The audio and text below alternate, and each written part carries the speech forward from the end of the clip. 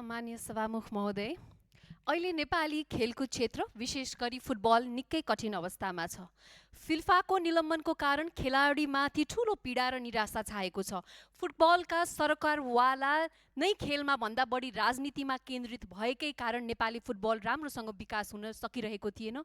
त्यसमा नयाँ सरकार आएपछि विवाद समाधान भन्दा अझै बल्झिएको छ। फिफाले भनेको छ फिफाको निलम्बनमा पर्नुमा सरकारको अदूरदर्शिता र अनावश्यक हस्तक्षेपको परिणाम हो।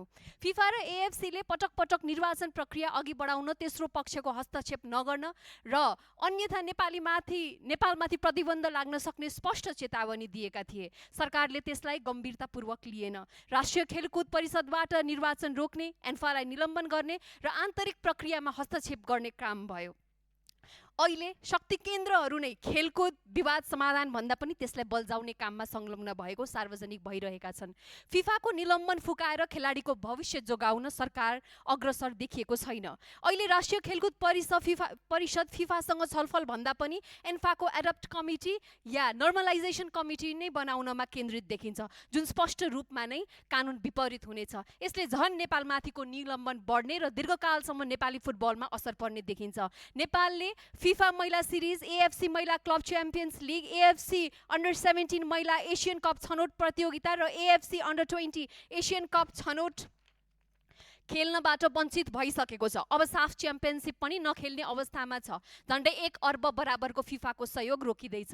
यस निर्णयले हजारौं खेलाडी, प्रशिक्षक, रेफ्री र नेपाली फुटबल प्रेमीको सपना प्रभावित भएको छ। अन्तर्राष्ट्रिय प्रतियोगितामा नेपालको सहभागिता अन्योलमा परेको छ र राष्ट्रको प्रतिष्ठामा गम्भीर धक्का पुगेको छ।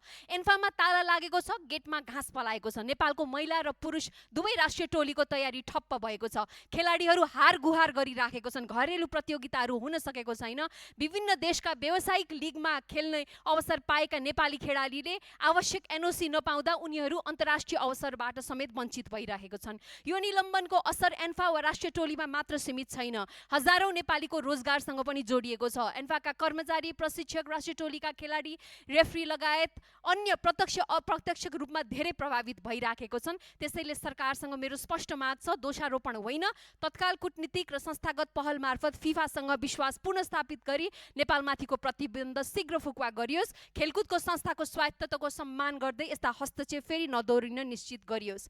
अर्को पनि प्रसङ्ग खेलकुद सँगै जोडिएको छ। त्यो विषय हो खेलकुद क्षेत्रमा स्वार्थको द्वन्द्व, कन्फ्लिक्ट अफ इन्ट्रेस्ट सम्बन्धी स्पष्ट कानुनी व्यवस्थाको आवश्यकता।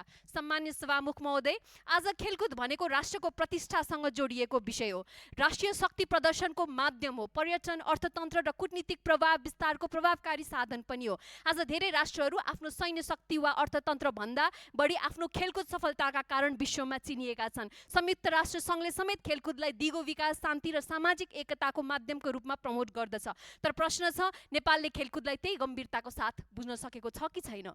हामी खेलकुदमा स्रोतको अभावको कुरा गर्छौँ, बजेट अभावको कुरा गर्छौँ, तर हाम्रो खेलकुद विकासको सबैभन्दा ठुलो सङ्कट स्रोतको भन्दा पनि सुशासनको हो। हाम्रोमा वर्षौंदेखि एउटै दृश्य दोहोरिरहेको छ। कहिले हाम्रो क्रिकेट क्षेत्र विवादमा, कहिले हाम्रो फुटबल क्षेत्र विवादमा, कहिले खेल सङ्घ अदालतमा, कहिले खेलाडी आफै संस्था विरुद्ध, कहिले समानान्तर सङ्घ, कहिले प्रशासनिक अवरोध।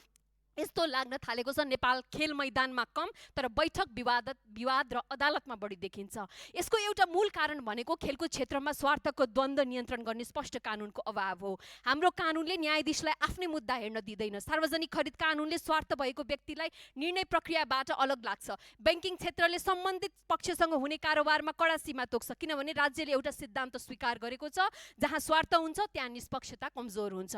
तर आश्चर्यको विषय के छ भने यही सिद्धान्त खेलकुद प्रशासनमा लागू भएको छैन। आज हरेक खेलमा एउटै व्यक्ति विभिन्न खेल सङ्घ, लिग, क्लब वा व्यावसायिक संस्थामा निर्णयकर्ता बन्न सक्ने अवस्था छ। खेलाडी छनौटदेखि प्रसारण अधिकार, प्रायोजनदेखि प्रतियोगिता व्यवस्थापनसम्मको निष्पक्षतामाथि प्रश्न उठेका छन्। जब निर्णय निष्पक्ष देखिँदैन तब खेल प्रतिभाले पनि न्याय पाउन सक्दैन। सम्मान सभामुख महोदय, नेपालसँग खेलकुदमा असाधारण सम्भावना छ, तर सम्भावना भएर मात्रै पर्याप्त हुँदैन।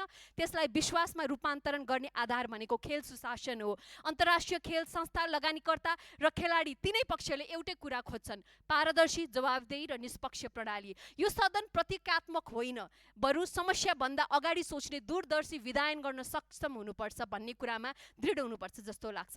त्यसैले म नेपाल सरकारसँग खेलकुद विकास ऐन 2077 संशोधन गरी वा छुट्टै खेलकुदमा स्वार्थको द्वन्द्व व्यवस्थापन ऐन ल्याउन आग्रह गर्दछु।